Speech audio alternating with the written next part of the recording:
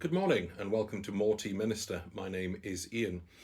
Today we are looking at a green oolong called Ben Shan, which hails from Anxi in China. In our last video we looked at the roasted version of this tea, and today we're looking at the unroasted. I've done it in that way rather than having the two teas at the same time because I wanted to be able to explore the teas in their own right. Are they worth drinking? Are they worth having on their own merits? And then to be able to explore what has the roasting done to the tea. What is the roasting bringing out in the case of this tea? What is it emphasizing? What is it adding?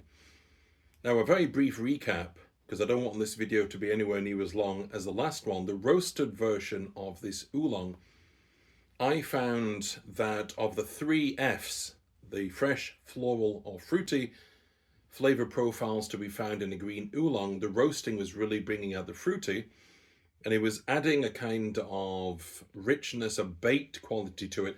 So it felt like a baked fruit pudding, something like a fruit crumble. And it was really, really very interesting and very tasty. So what we're going to do today is to have a look at the unroasted, what's it like on its own merits, and then really be able to say what has that roasting done by working backwards this time.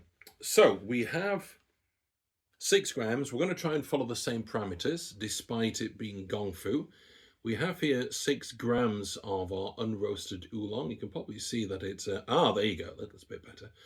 Lovely dark green, little bit of variety, but not much. So that's 6 grams. We have our gaiwan, the same gaiwan. We've got our trusty wide-brimmed strainer and, as always, our transparent jug. Kettle set to 95 degrees, and we're going to go with 100 mils as you did with our last one. The one difference is I expect that this will take a little while to unfold. I said that in the last video and it wasn't too bad. And I certainly don't want to oversteep it. So we'll keep an eye out. We'll check after 25 seconds or so, and then we'll work our way from there. So 100 mils, I can tell just by the shape of this where that is. There's 100 mils. I've already started counting. As I say, I start counting the minute the water hits the pot. So a wee bit of a sugar, nothing much. Let's cheat a little, see if we're getting anything interesting on the smell so far. Very, very, very, very floral. That's what's coming out right from the off. Very sort of vegetal, herbaceous, very sweet, very floral. That's, as I think I've already said many times, that's what I like about these green oolongs. They really do take the edge off that sort of almost savory, spinachy vegetable note that you get in green tea, and takes the edge off that and ups the sweetness, and you end up with this fresh, floral and fruity. Let's have a look at the leaves. They're starting to unfold slightly. Bearing in mind this is rolled oolong, that's why we're taking a while. We might give that just another 5 seconds. I don't expect too much in the way of flavor intensity with this first one, but we'll see where we are. There's plenty of color already.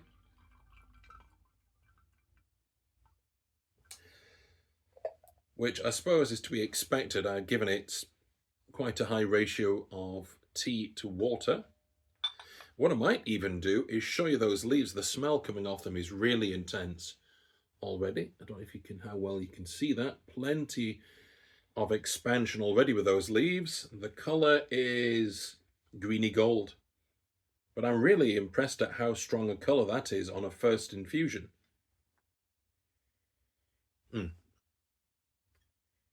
The smell is a very typical green oolong. Slight bit of vegetable, lots of sweetness, but none of the kind of savory qualities that I don't like in green tea. Maybe, yeah, I think it's fresh and floral that's coming out so far. That's interesting. Remember, the first flavor profile to come out from the Ben Shan roasted was the fruit, and then we were getting a bit of floral afterwards. Much the same on the nose from the cup.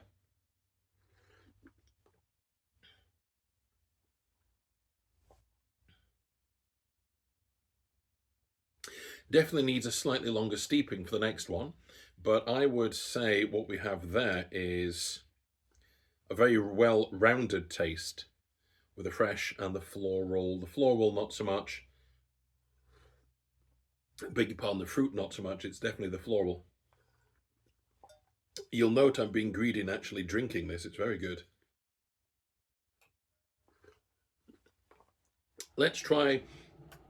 In fact, it's so well-rounded, I'm almost tempted to think in terms of mouthfeel, which you wouldn't normally associate with this kind of green oolong. So we will keep an eye out at about the 20-second mark this time. I think it would be quite easy to oversteep this, given how well the leaves are unfurling already. Thanks, by the way, to the 2 people, I don't know who you are, who voted on the post, the poll. Should we be looking at dark teas or green oolongs, or oolongs in general, or white tea? And unsurprisingly, it's a split vote with no votes for white tea so far. So a shout out to those who've voted, but please, if you are subscribers, I'd like to know what direction you think we should go in terms of focusing on a kind of tea. Incredibly sweet. I'm going to guess that, yeah, it's a floral quality. It really is very, very potent. Okay, I think we might even call that quits and simply go with that one. Yeah, the colour's looking pretty strong again. That was with much less time.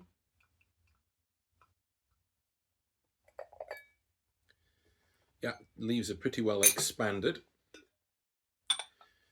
I might even smell the leaves this time. That's quite interesting. There's a certain savouriness there, but it's not too bad. The colour, greeny gold again, give you a chance to see. The smell, very sweet. I would say that's the florals again. It would be, I think it'd be quite easy to oversteep this, which is interesting because it's understood to be one of those green oolongs that can take a bit of a battering, if we can put it that way, when it comes to the steeping times. That's really sweet. That's really, really sweet.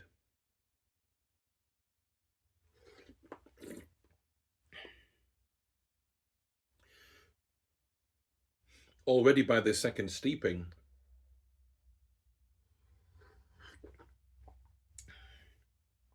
I would say the fruit's coming in now. That was quicker. Again, that's the opposite way round to the roasted version, where we were getting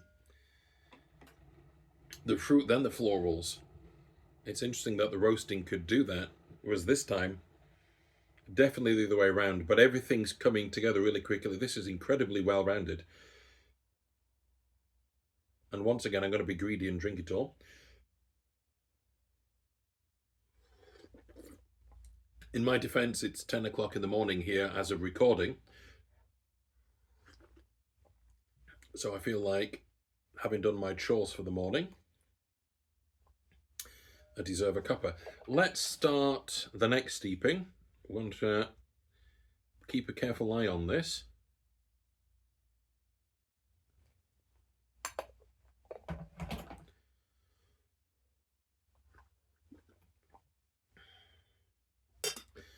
That's our 20 seconds. Let's be careful.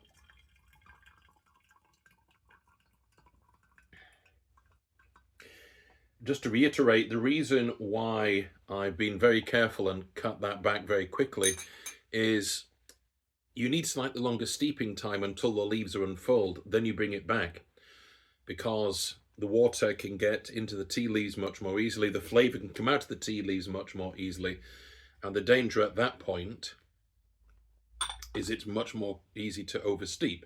So ironically, it's slightly longer steeping time, green gold again, and then you bring it back after about the second steeping. Depends on, I don't suppose how tightly rolled the leaves are, but how thick the leaves are as well. So the smell, Mm. The fruit is coming in very nicely now. It's really got all the three Fs. I think we'll call this quits in terms of the steeping, and I'll finish this tea in my own time. But the smell, the taste is really lingering on the palate. It's incredible.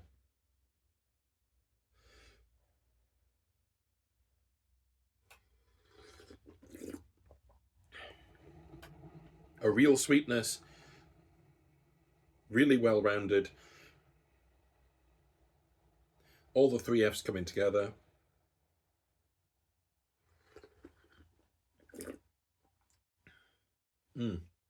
I can see why the roasting very easily turned this into a fruit pudding. I assumed it was entirely to do with the roasting. So let's just sum up.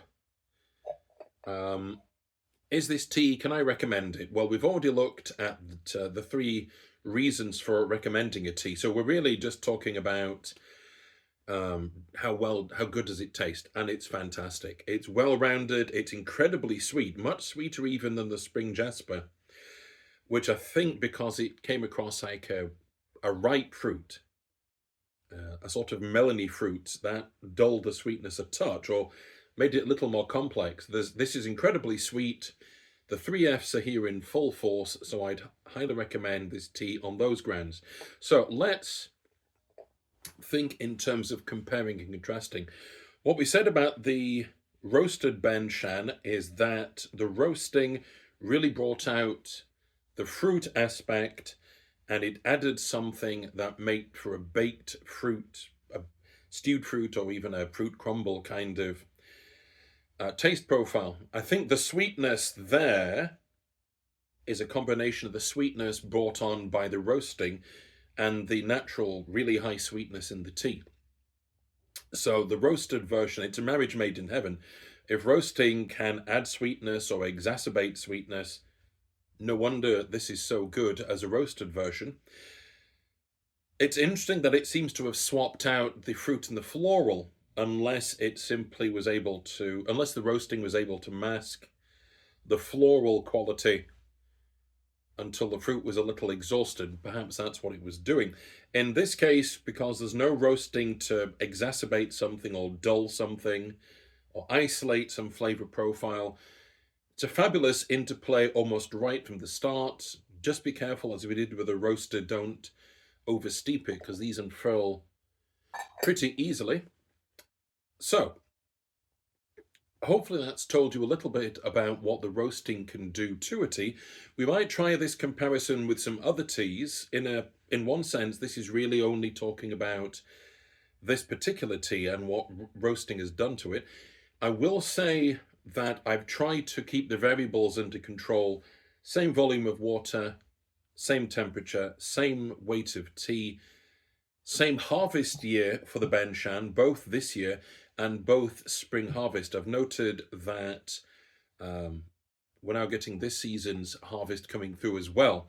So be careful if you're wanting to do a compare and contrast that you don't end up with either two different years or two different harvests of the same years. If you really want to compare and contrast, just try and keep it down to the one variable as much as you can. Anyway, let me draw this together. I hope this is giving you some insight whether you'd like the roasted or the unroasted version of Ben Shan.